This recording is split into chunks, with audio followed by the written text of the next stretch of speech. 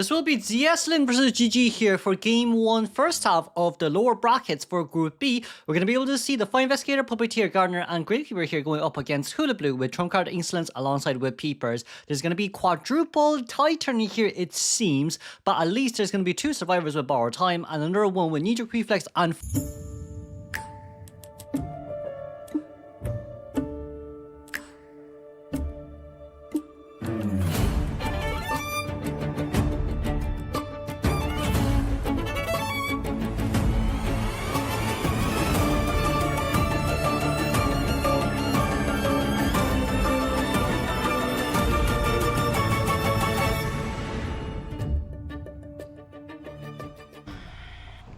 In the game we go, it seems like it's going to be, we're going to be able to see Puppeteer here, PB Zhang going straight upstairs as the Hullabaloo decides to rotate away here too.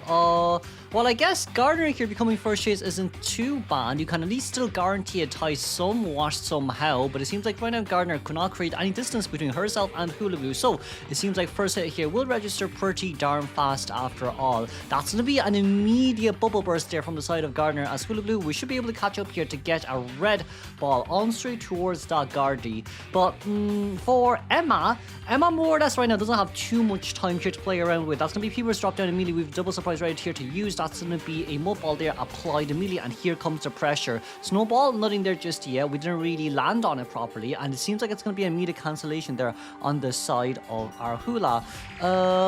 But even with that, right, I just feel like Solom didn't really try to plan out that white ball zone, and even so, it seems like we're just going to go for the normal hit here instead before the next double surprise is not going to be ready, and that should be a double red and the white landed together. However, the mud ball here, you still do have quite a bit of a chance. Can we land it? No, not just here. We're trying to force Gardener back into the same area, but it seems like with that one normal Paladin, we should be able to get her home too. So now Gardener will be back onto the chair, a little bit of a comfortable place for her to be surrounding if she's not containing, of course. And here we do see as well, tie game at 27%, meanwhile formal elimination at 25.9%, Puppeteer becoming the first one to come into rescue, which, let me add, wish Borrow Time and Tie Turner and the Wanted Order, of course. More or less right now, we need to try and get at Little Lewis out here ASAP, but we're just stuck in the red zone here, completely nullifying all ability usages, and that will be our good enough rescue there, but Puppeteer can't use his items anymore, so this should result in a double down. We're going to Pallet Spin here once, and there goes down Puppeteer. Gardener is still trying to rotate out of here as soon as we can, but I just don't think there's going to be much for her to do, especially with the fact that our double surprise is going to be ready very soon, and that will be a mud ball here applied.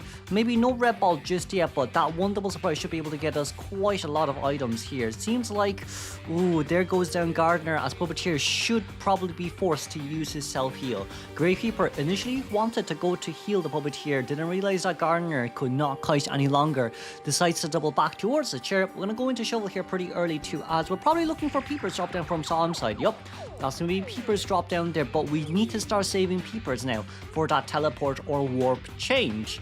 Puppeteer did get up using self-heal. That is a Gravekeeper, however, is still on the ground. But even with a Gravekeeper on the ground here, that's a very nice pushback from the side of Hula. That will be normal hit, normal rescue, and with that, seems like Gravekeeper will result in a double down as well, but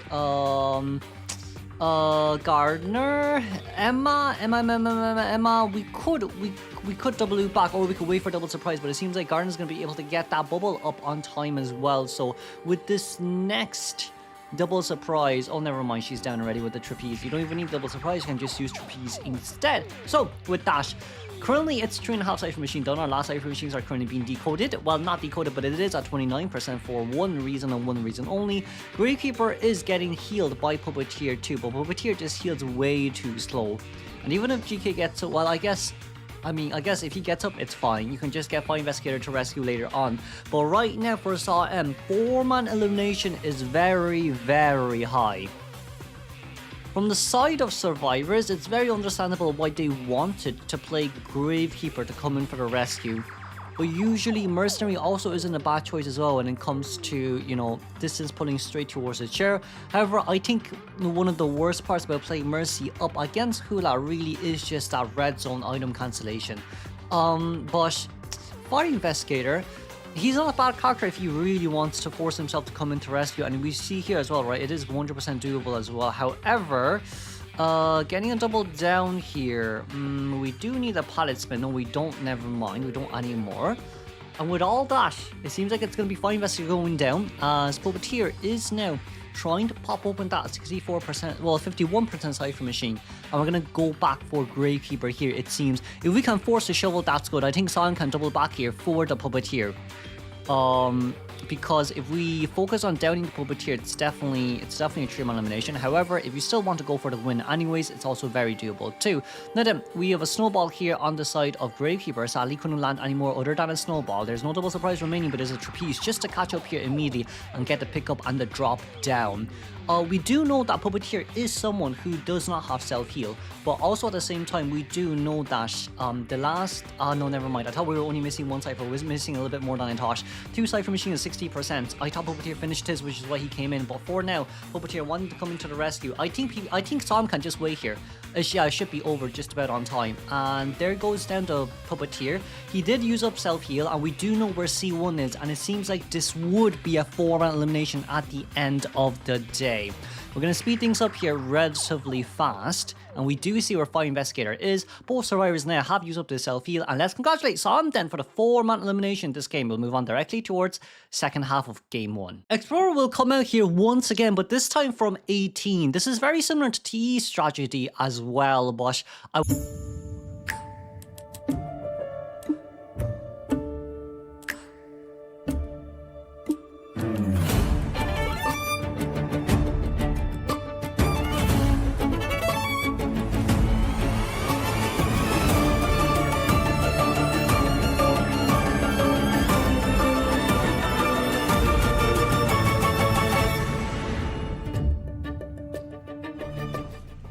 okay, CXX, let's see here. With Piwisha here as the antiquarian inside Shack, we're going to decide to chase after Anti first. I think for CSX, one of his main decision makings here would be trying to get that res on Anti a little bit earlier on as well, just so we can nullify the ability as soon as we can and to prevent Anti-Current from getting too much from us. However, with all in mind, that's going to be no disarm on the side of Anti-Current. We didn't really get any orbs there on towards the Anti as well, so overall, no marks on towards this Anti. We are half health and the hit was pretty early on too. I don't think Anti works that well against, I mean, it is possible to a certain extent, but you have to be very precise. And it's also the fact that Hullabaloo is just way too fast. We do know that Explorer is now looking for pages and instead of decoding. That's very understandable as well, as we don't want the abnormal to come in too clutch. Realistically, for Explorer here, if we can get a cipher machine to 50%, we should pop open immediately with the remaining of our pages, right? But that's going to be a flip over there immediately on the side of Anti-Current. Very nicely done by Piwisha. And for Piwisha here, the longer he contains her, the better it is, right? Because looping up against a Hullabaloo is not, it's not easy, but it's doable, especially with a character like Anti, especially with a character like Ento. When there's no trapeze, of course. But like for the side of our Anti-Courier right now, couldn't get it disarmed there, unfortunately speaking. It was a nice try by Piwisha, but at least it is a 90-second down, and our 2 cipher machines are actually almost done. However, Kotao cipher machine near our side of this map right now, it definitely would be abnormal. Very unfortunate there. If we could contain for maybe 10 extra seconds, it definitely would have been way better. But that's still okay for now, because accumulatively speaking, it's 2.5 cipher machines because of Explorer's 50% page. Explorer is also decoding by himself here too, but I guess the only unfortunate part is if and only if we can get that 2 cipher machine fully done, then the abnormal usage would go down significantly as the game goes by as well. So instead of 60% abnormal rate, it probably will be like 50 to 40%. But with this, our Gravekeeper did come in for the hero rescue, as Piwisha still trying to get away from this area as soon as he can. We're probably going to save our last bamboo for later on to use. That's also one of the strategies that survivors can use in order to try and get somewhat of a rebound kite potential. But for now, Anti-Current's main goal is to get towards the furthest corner here, away from the chair, in which it'll take the it'll take the hunter a while longer to actually chair the survivors. As of now, we are still missing 1 full cipher machine. We definitely are still missing 1 full cipher machine. Explorer still not willing to consume his page just yet, as we do see here he does have, well, no, never mind, he's actually picking up pages right now. So at least now we know there's only 1 cipher machine remaining, 1 full cipher machine remaining, 2 cipher machines at like 40% on average. I would say it wouldn't be too hard for the survivors to actually aim for a tie here. It's very nicely done by GG, and ZS.lin here not deciding to chase after Explorer. This is kind of what got you to this place as well. Puppeteer here with a chip damage rescue too. That's very nice on the side of Puppeteer, knowing that he had the space and time to move in for the instant rescue, because Hullabaloo cannot turret shock unless he has 3 marks. And right around now, we see there is another treasure here being dug up by the Explorer. Our Cypher Machine definitely will, well, Anti-Current is eliminated on chair, but the Cypher Machine is primed for a 3-man endgame tie game. There is of course always a worst case scenario in which, yes, you definitely will face some issues later on, but for now, with Explorer having 50% Cypher Machine decoding in progress and Gravekeeper decoding the 72% Cypher, we're going to pop open this one immediately as the Explorer now will be on the run. No borrow time on the side of Explorer, a little bit unfortunate that he is found first, but we'll just pop open the Cypher Machine here. Oh no, we're going to wait for Gravekeeper until he reaches the exit gate. That would be one of the ways to go, but the Cypher Machine will open here immediately as we want to prevent Hullabaloo from going straight towards Puppeteer. Something that we just want to prevent as well. Everyone currently at full health. CXX, it's not really a good look for you here currently, as we finally managed to get that Mudbot on, but it is still a little bit unfortunate. But there is a dungeon nearby. Oh, that dungeon, the exit gate is currently open. Are the other 2 survivors on the other side of the map right now? It seems like they are, as Gravekeeper's gonna be this is the same dungeon PB chat took last time, and let's congratulate a 3-man escape here.